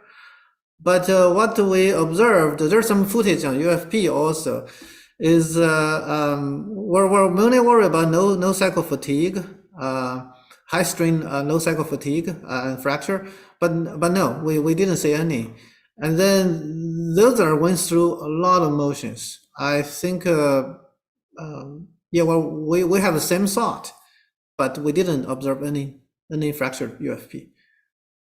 Okay, thank you. Do you have any more questions? Yeah, I have a question. Go ahead. Yes, I'm just wondering how do you reach the natural period estimates if you do system on the based on that's part A of the question. I cannot. Yeah, Mohammed, we cannot hear you. We can. Could you type, or because your mic seems to have some issue. Let me try again. Much better now. Okay. I'm Mohammed, by the way. Hi, how's it going? Good. The question is, how do you estimate the natural period of first move for the building? Was it done based on the accelerometers and slope? That's part A. That's part A. And let me just tell you part B, and then you can say. Part B is, did you do it before and after to see whether the damage has shifted this? Yeah. So that's a very good question. In fact, different people calculate, mostly it's based on acceleration. We have acceleration on the table. We have accelerometers on every single floor, a lot of them. And then what MTS did when they're tuning the table, they did a transfer function from the table to the roof of the building. They calculate that way. That is what I'm presenting here on the slides. And then we also was able to, because we input white noise, we can just do a FFT. And another thing is that when we're actually running a real earthquake, when the table stops, you can actually visually see the building decay out. And then we can also get natural period that way. Those three ways, they don't agree with each other, but they are close. It's between 1.7 to 2. And the second question that you do before and after, apparently we do.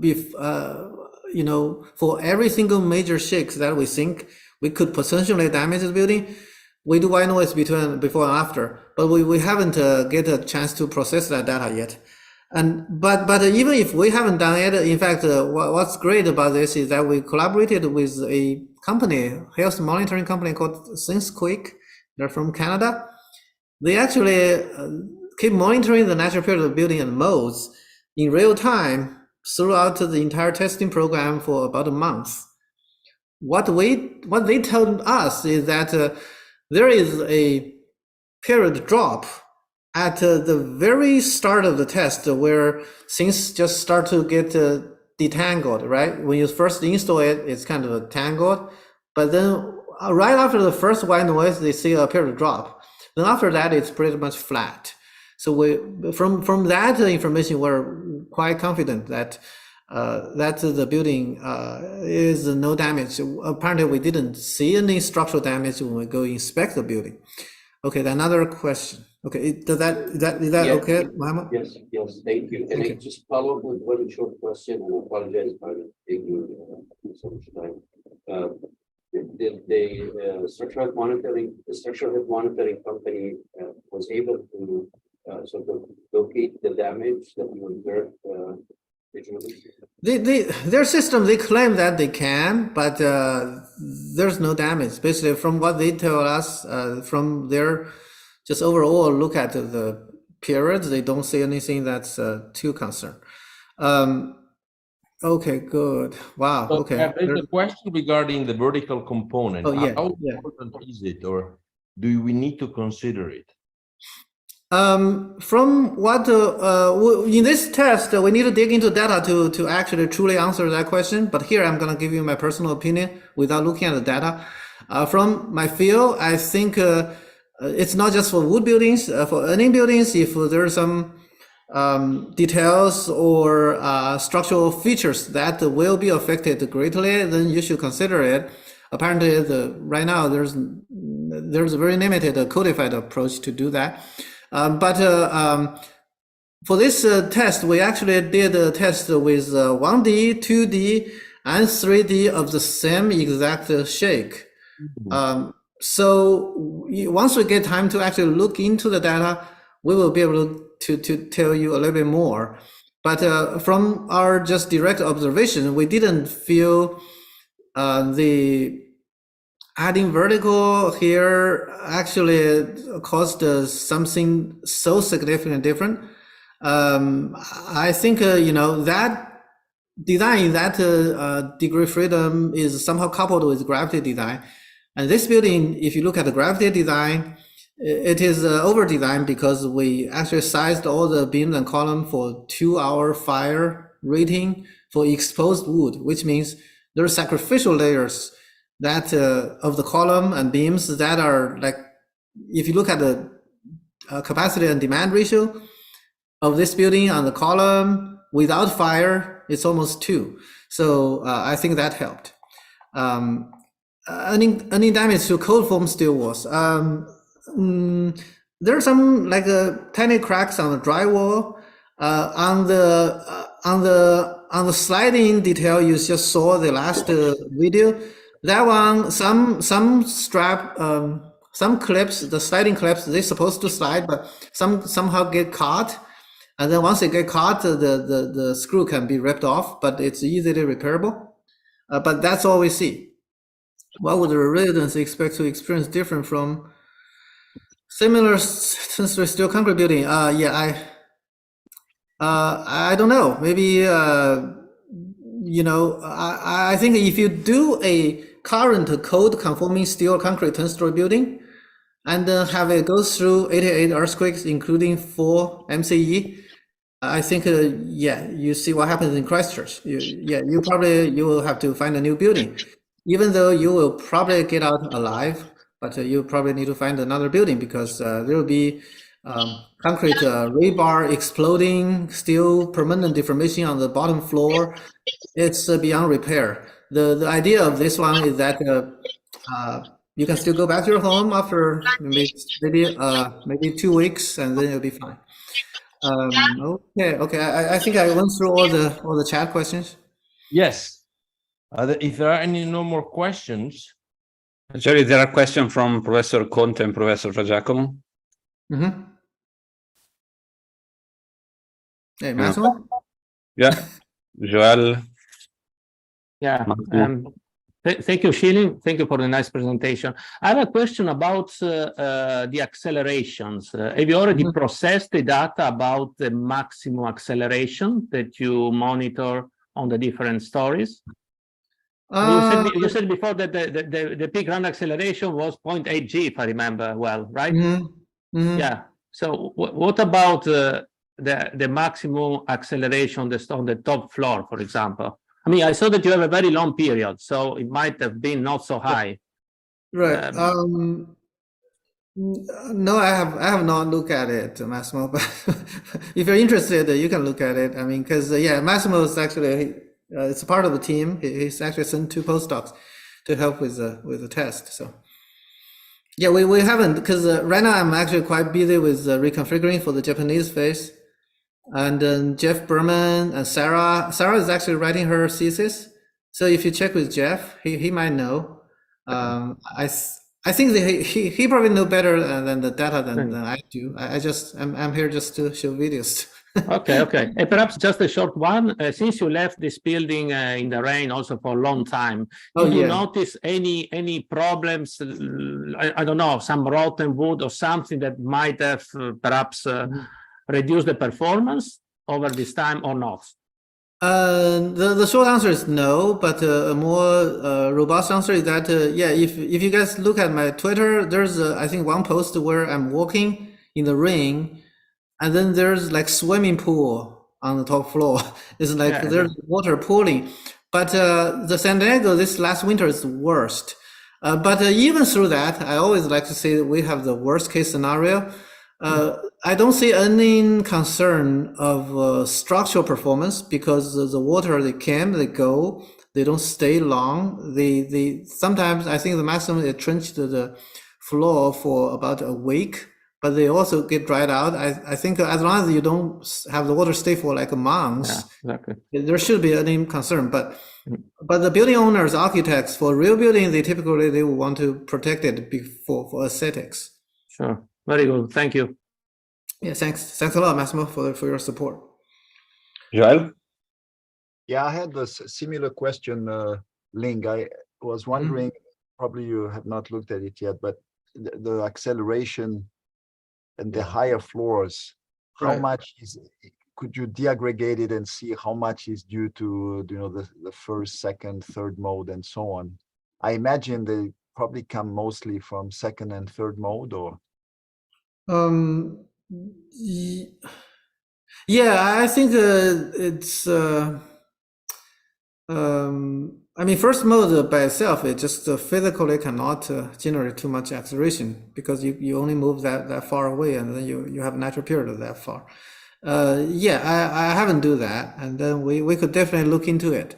The thing that's excites me the most now the test is over is a rich set of data, 700 channels, 88 shakes with all kind of combination that gonna be opened up for the timber community and earthquake engineering community to really dig in. I don't expect my team will be able to get all the details out of data mining from the data. So I really look forward for us to get the first wave of paper out, and then publish the data on Design Safe, which is an NSF-funded data repository for everybody.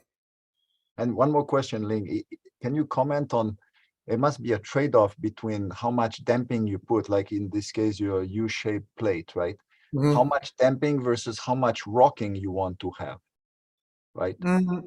Yes, yeah. In fact, this is I mentioned that we have a paper on the design of those walls, just prescriptive design methodology. In that, the amount of damping is gonna be balanced with the PT force or PT capacity that we put in. The first consideration is that you can't put too much damper because you want things to recenter. So the PT has to be able to fight all the yielded dampers to bring your thing back. Then on the other hand, you cannot have too small of a damper where your things are too elastic. So we just copied what concrete rocking wall folks did. They require 25% of damping coming from a supplemental damping device. So yeah, that's what we did. Yeah, thanks. Well, it's almost 9 o'clock your time, our time. So I guess we can wrap it up. Okay, yeah, that sounds great. And yeah, Really- thanks a lot for organizing this, Irenko, and really appreciate it. And we can't wait to come to Italy in person Yes. next year.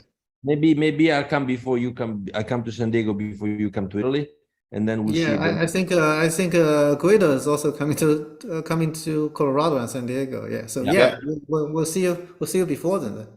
Yeah. Thank you thank so you very much much. to the speakers. Thank you. This was an amazing session, and thank you for all the people who attended. Guido, we already wrote down. We have to do this again because this was absolutely great. Thank you. Thank you All very right. much. Thank you. Thanks everybody for your Thank you very time. much. Thank you. Thank you. Bye-bye. See you. A great evening. Have a good summer. Thank you very much. Thank you. Summer. Thank you. Yeah. Thank you.